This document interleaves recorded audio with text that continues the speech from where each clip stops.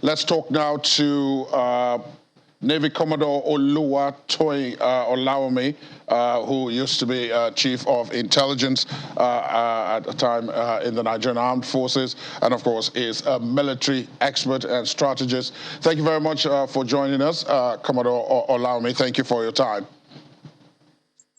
Thank you very much for having me.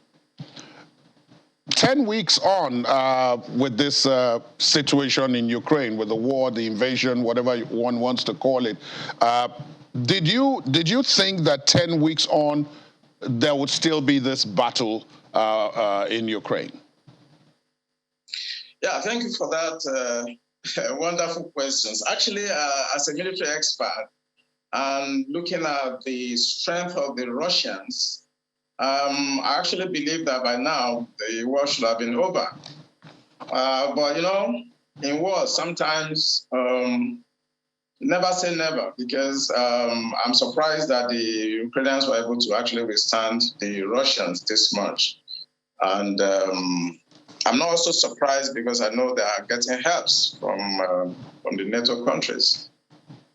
The other thing, of course, at this point is that it is looking as if militarily, quite a number of people have considered that militarily this is almost at a stalemate. But there are pressures on both sides to accommodate peace. Do you think, given your own experience in the background, and you alluded to it when you talked about getting help, that one way or the other, either with the help of NATO and the EU, Ukraine could prevail, or the Russians are simply too strong, and that eventually some kind of accommodation will have to come to by Ukraine, which gives Russia most of what it wants? Yeah, unknown to a lot of people following this war, they have to think about what happened during the Cold War era.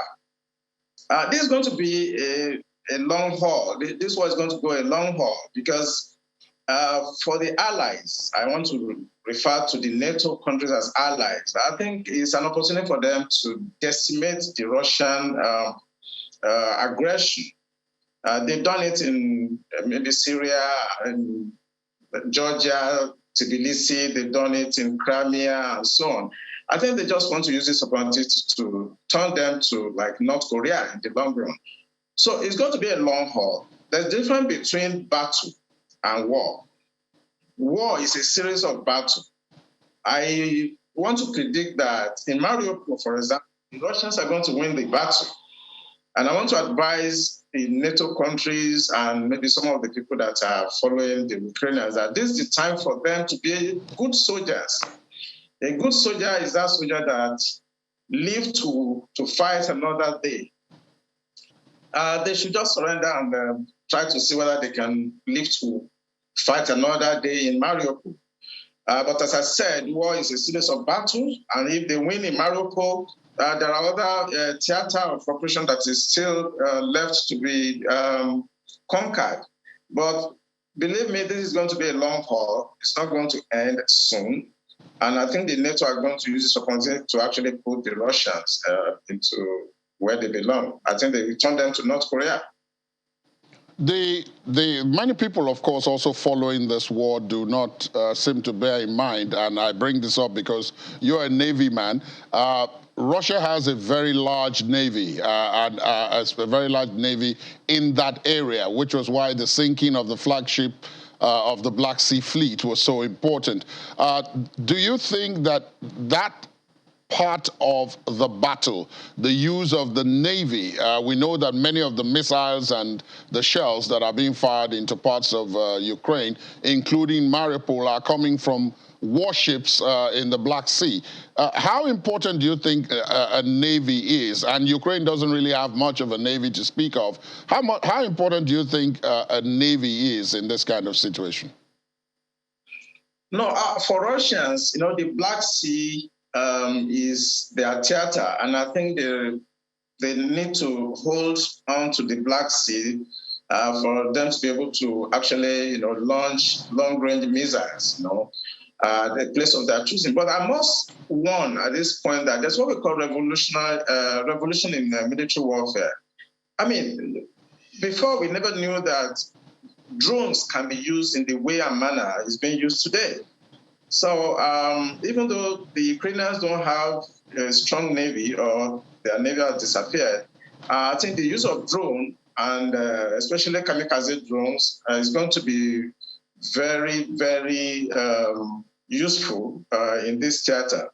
But I know that the Russian submarines and their heavy warships can actually do a lot of damage, to the Ukrainians if they don't have an answer to it. So I will advise the Ukrainians to use more of their drones and try to actually suppress the fire that will be coming from the sea. You referenced it in your answer to the last question, and that, of course, that's where the issue of drones comes in.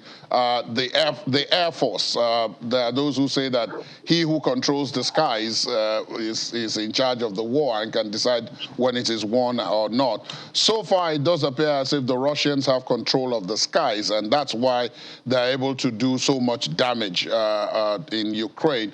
Nobody is able to compete. The Ukrainians as yet do not have enough to face them down.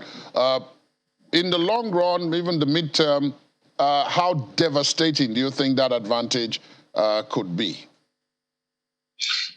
Yeah, that's a very technical question. In the beginning of the operations, I expect that the Russians could have actually knocked out all the air defense system of the Ukrainians.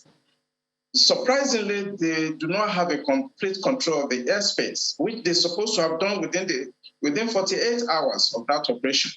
Now, the Ukrainians now have these mobile and portable anti-air Stinger missiles and so on.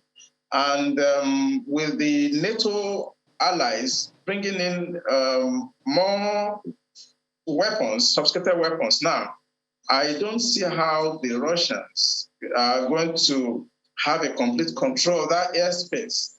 Remember that some of the old MiG from Poland are beginning to find their way into Ukraine. I must tell you that the Russians missed the opportunity to have a total control of the airspace of Ukraine, even though they dominated, but we've had a lot of success from the tactical unit of Ukrainian soldiers. And I believe that they are going to bog down the Russians so much so that in the next 10 years, Russians may actually go in the way of some of these North Korea and some of these pariah states. I think it was a mistake for Russia to do what they did. I know they are provoked by the NATO movements towards the east, but I think there are better ways of doing what they did, because look at the number of lives that have been lost. And I think that the opportunity is now here for Putin to find a way out. I know that he's waiting for May 9 to declare that he has, won this war, or to march on the street of Mariupol. But I think post May 9, I think he should try to give peace a chance. Otherwise, Russians are going to be sent to the third world level in the next 10 years. Because outside the war and the battle going on, the economic aspect is there. Russians are being isolated by almost everybody.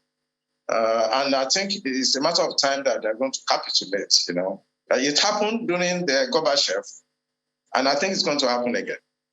Let's look at this. Before I let you go, I want us to look at this strategically. And you referenced it also in your answer there. The Russians feel they are being encircled by NATO.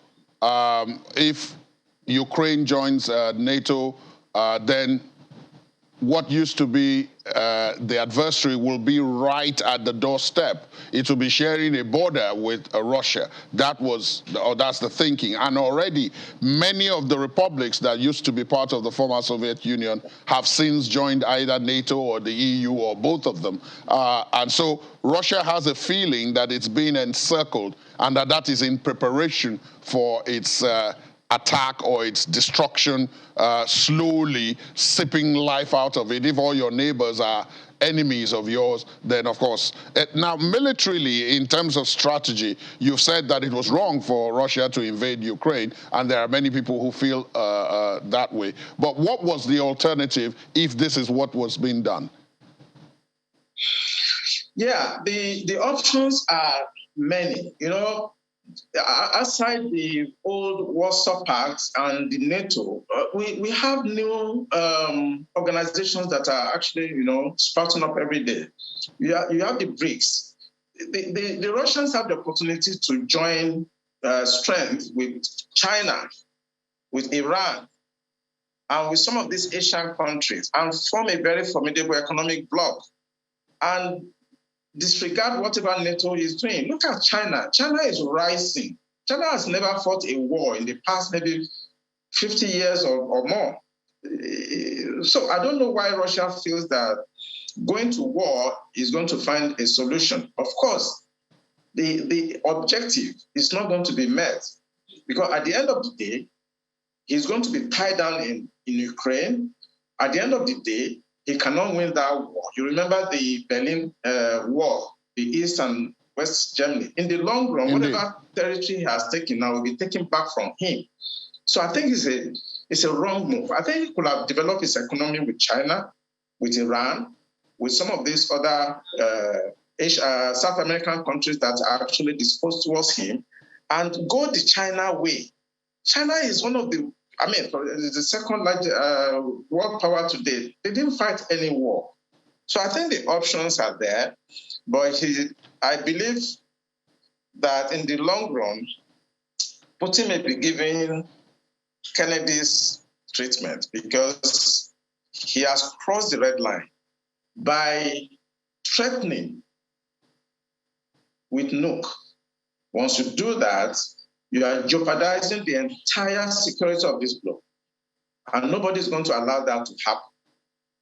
During the Cuban crisis in 1963, Jeff Kennedy actually threatened with atomic bomb.